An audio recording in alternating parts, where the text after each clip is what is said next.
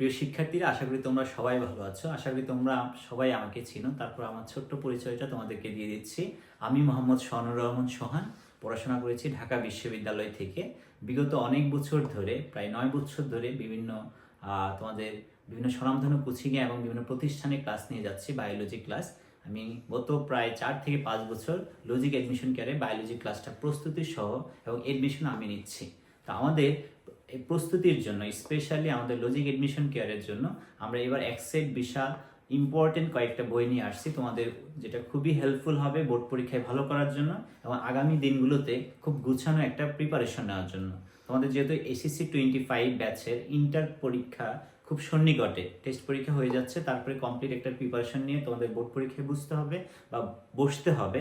তো এই পরীক্ষা ভালো করার জন্য যেটা দরকার, আমাদের বিগত যে কোশ্চেনগুলো থাকবে সেই কোশ্চেন ব্যাংক নিয়ে বা কোশ্চেনগুলো সলভ করা অনেক বেশি ইম্পর্টেন্ট। তো সেগুলো সলভ করার জন্য আমাদের জানতে হবে প্রত্যেকটা অধ্যায়ের কোন টপিকগুলো বেশি ইম্পর্টেন্ট বা কোনগুলো বেশি গুরুত্ব দেওয়া দরকার, এবং সেগুলো প্র্যাকটিস করলে তাহলে তোমার কিন্তু ম্যাক্সিমাম একটা প্রিপারেশন নেওয়া সম্ভব। কারণ তুমি এতদিন থিওরিটিক্যাল পড়াশোনা করছো, তাত্ত্বিক পড়াশোনা বই ভিত্তিক করছো, এখন আমাদের দরকার কোশ্চেন সলভ করা। আর কোশ্চেন সলভ করার জন্য টেস্ট পেপার দরকার। তো বাজারের গতানুগতিক টেস্ট পেপারের যে ব্যাপারটা থাকে, সেখানে আমাদের প্রশ্ন থাকে, উত্তর থাকে, কিন্তু আমাদের এই স্পেশাল যে বইটা, যেখানে আমাদের ফিজিক্স, কেমিস্ট্রি, ম্যাথ, বায়োলজি চারটার জন্য 4টা বই থাকবে, সেখানে স্পেশাল কয়েকটা ফিচার্স আছে। তার মধ্যে সবচেয়ে উল্লেখযোগ্য যে ব্যাপারটা তোমাকে হেল্প করবে, এখানে অধ্যায়ের শুরুতে দেওয়া থাকবে তোমার টাইপ ভিত্তিক অ্যানালাইসিস।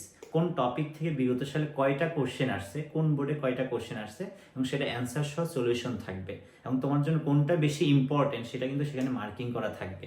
আমরা স্যাম্পল হিসেবে আজকে একটা অধ্যায় তোমাকে দেখিয়ে প্রমাণ করে দিব যে এটা তোমাকে কতটা বেশি হেল্প করবে সামনের এই জার্নিটাতে, এবং একই সাথে তুমি অল্প সময়ে তোমার সামনে যে বোর্ড পরীক্ষা হবে সেই বোর্ড পরীক্ষার জন্য নিজেকে সবচেয়ে ভালোভাবে প্রস্তুত করতে পারবা। তো আমরা যদি একটা অধ্যায় তোমাকে দেখাই, যে জিন, তথ্য এবং বিবর্তন, যে অধ্যায়টা থেকে আমাদের এডমিশনে এবং একই সাথে একাডেমিক লাইফে বা একাডেমিক পরীক্ষায় খুব বেশি মার্ক আসে, এবং এটা এমন একটা অধ্যায় যেখানে তুমি সবচেয়ে বেশি মার্ক তুলতে পারবে সবচেয়ে কম সময়ে, 10-এ 10 পাওয়া যায়। তো এখানে যদি আমাদের কোশ্চেন অ্যানালাইসিসটা আমরা একটু দেখি, খেয়াল করি সবাই। দেখো, জিন, তথ্য, বিবর্তনে আমরা জানি অনেকগুলো টপিক থাকে। এখানে মেন্ডেলের সূত্র আছে, প্রথম সূত্র, দ্বিতীয় সূত্র, হ্যাঁ, আবার প্রথম সূত্রে 3টা ব্যতিক্রম, অসম্পূর্ণ প্রকটতা, সম্পূর্ণ প্রকটতা। একই সাথে আমাদের দ্বিতীয় সূত্রে আবার কিছু ব্যতিক্রম আছে, প্রকট এপিস্টেসিস, দ্বৈত প্রচ্ছন্ন এপিস্টেসিস, কিংবা আমাদের পরিপূরক জিন, এই যে ব্যাপারগুলা। এবং লাস্টে একটা ইম্পর্টেন্ট টপিক আছে, তোমরা সবাই জানো, সেটা হলো সেক্স লিঙ্ক ডিসঅর্ডার, যেখানে বর্ণান্ধতা বা হিমোফিলিয়া, বা পিতা যদি সুস্থ হয়, মা যদি বাহক হয়, তাদের সন্তানের অবস্থাটা কেমন হবে, সে বাহক হবে নাকি সুস্থ হবে, পার্সেন্টেজটা থেকে অনেক বেশি কোশ্চেন আসে।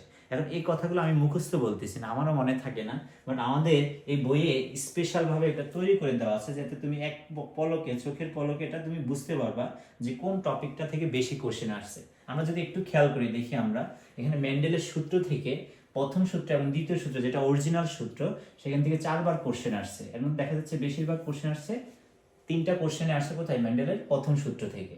বা সবচেয়ে বেশি কোশ্চেন দেখো, এখানে দেখা যাচ্ছে আমাদের এই যে 12টা কোশ্চেন, 12বার কোশ্চেন আসছে কোথা থেকে, অর্থাৎ মেন্ডেলের দ্বিতীয় সূত্রে থেকে। দ্বিতীয় সূত্রের যে অংশটা, অর্থাৎ মেন্ডেলের দ্বিতীয় সূত্রের ব্যতিক্রম, প্রকট এপিস্টেসিস, দ্বৈত প্রচ্ছন্ন এপিস্টেসিস, হ্যাঁ, এবং আমাদের পরিপূরক জিন, এই অংশগুলো থেকে। তো এই জিনিসগুলো দেখে ওভারলোড যদি করি আমরা, মোটামুটি আইডিয়া আসবে। দেখো, সবচেয়ে ইম্পর্টেন্ট একটা টপিক, সেটা হলো বর্ণান্ধতা। সেখান থেকে সর্বোচ্চ প্রায় 9বার কোশ্চেন আসছে, যেটা আমি তোমাকে একবারে বললাম, সেক্স লিঙ্ক ডিসঅর্ডার, অর্থাৎ এখানে শুধু বর্ণান্ধতা বলো, হিমোফিলিয়া বলো, কিংবা ডোসেনি মাস্কুলার ডিস্ট্রফি বলো, যেটাই বলো, ক্রসিং কিন্তু একই। কারণ বেসিকটা ক্লিয়ার থাকলে ক্রসিং করতে পারবা। এবং এই যে কোশ্চেনটা কোন বোর্ডে আসছে, কত সালে আসছে, সেটা কিন্তু সলিউশনও কিন্তু এখানে দেওয়া আছে, যেটা অন্যান্য বইয়ে সাধারণত থাকে না। আমাদের বইয়ে এটা সুন্দরভাবে আমরা উল্লেখ করে দিয়েছি তোমাকে। তো তুমি দেখতে পারবা যে দেখো, এখানে ক্যাটাগরি ভাগ করে দেওয়া আছে, ক্যাটাগরি 1 থেকে একদম ক্যাটাগরি দেখো 7 পর্যন্ত আছে প্রত্যেকটা অধ্যায়ে, এবং ওই ক্যাটাগরির ভিতরে আবার টাইপ 1 এবং টাইপ 2, কোন টাইপ থেকে কোনটা কোশ্চেন আসছে খেয়াল করে দেখি।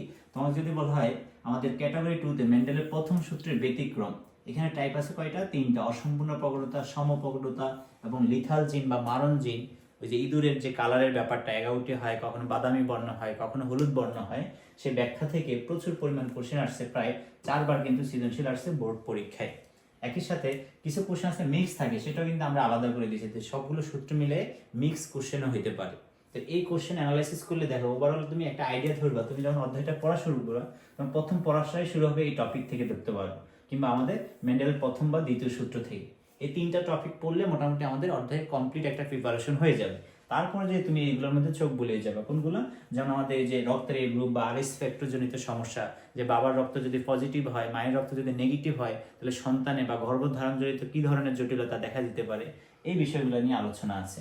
আমরা যদি অধ্যায় একটু ভিতরে যাই, ধরো বেশি কোশ্চেন আসছে কোথা থেকে বলতো, এই যে বর্ণান্ধতা। আমরা যদি টপিকগুলো একটু ভালোভাবে খেয়াল করি তাহলে আমরা বুঝতে পারবো যে কিভাবে কোশ্চেনগুলো আসে। বর্ণান্ধতার যে টপিকটা আছে বা সেক্স লিঙ্ক ডিসঅর্ডার, এখান থেকে আমরা দেখছি প্রায় 9 থেকে 10 বার কিন্তু কোশ্চেন আসছে। তার মানে এই টপিকটা ভেরি ভেরি ইম্পর্টেন্ট। তো আমরা যখন টপিকে যাবা তুমি দেখবে বুঝতে পারবা টাইপ 01 যে বর্ণান্ধতার কয়টা কোশ্চেন আছে।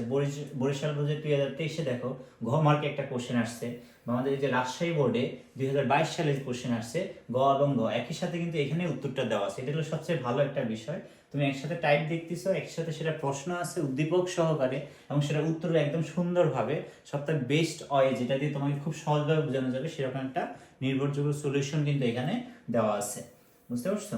একই সাথে দেখো কুমিল্লা বোর্ডে 2022 সালে কিন্তু এখান থেকে আরেকটা কোশ্চেন আসছে, তাও বর্ণান্ধতা এবং তার সন্তান যদি এরকম হয় সন্তানের কি পরিস্থিতি হবে, এই ব্যাপারগুলো সবগুলো নিয়ে কুমিল্লা বোর্ডের কোশ্চেন আসছে।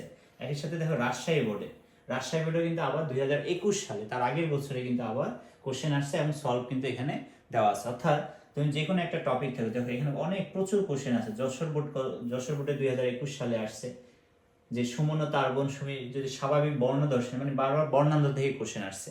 অর্থাৎ তুমি অলরেডি বুঝে যাওয়ার কথা যে সেক্স লিঙ্ক ডিসঅর্ডারের মধ্যে সবচেয়ে ইম্পর্টেন্ট টপিক হলো বর্ণান্ধতা। যে হিমোফিলিয়ার বাহক থাকবে বা বর্ণান্ধতার বাহক থাকবে, একজন রোগী থাকবে অথবা বর্ণান্ধ সুস্থ থাকবে, তো তাদের সলিউশন করলে বা ক্রসিং করলে তাদের সন্তানের কি হবে। এই যে বরিশাল বোর্ড 2021-এ চলে আসছে এখান থেকে কোশ্চেন, বরিশাল বোর্ড 2021। একই সাথে দেখো বরিশাল বোর্ড 2021-এ কোশ্চেন আসছে, আমাদের এখানে বলছে মিনা বর্ণান্ধতা বাহক হলে তার স্বামী স্বাভাবিক দৃষ্টি সম্পূর্ণ। মানে উদ্দীপকে কোনো একটা বাবা মা থাকবে, কেউ স্বাভাবিক থাকবে, কেউ বর্ণান্ধ থাকবে, অথবা কেউ বাহক থাকবে, তাহলে তাদের সন্তানের অবস্থা প্রকৃতি কেমন হবে সেটাই তোমার কাছে জানার চেষ্টা করবে, সবসময় জানার চেষ্টা করবে। তাহলে দেখো ঢাকা বোর্ডে 2019 সালেও কিন্তু এখান থেকে কোশ্চেন আসছে। তার মানে দেখো একই টপিক থেকে তুমি যদি এতগুলো কোশ্চেন সলভ করো একসাথে একই বসায় তাহলে কিন্তু তোমার কিন্তু আর কোনো সমস্যা হবে না, সমস্যা হওয়ার কথাই না, কারণ খুব ইজিলি তুমি বুঝতে পারবে যে আসলে কোশ্চেনগুলো কোথা থেকে আসতেছে। হ্যাঁ,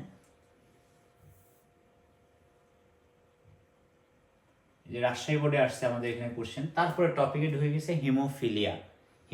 তাহলে ওইখান থেকে দেখো বর্ণান্ধ থেকে প্রায় 8 থেকে 9টা সৃজনশীল কোশ্চেন কিন্তু আমাদের বিগত সালগুলোতে আসছে।